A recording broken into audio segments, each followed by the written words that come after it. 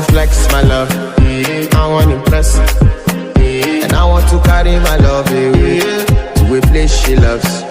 I'm a man, I want impress, and I want to carry my love away to a place she loves.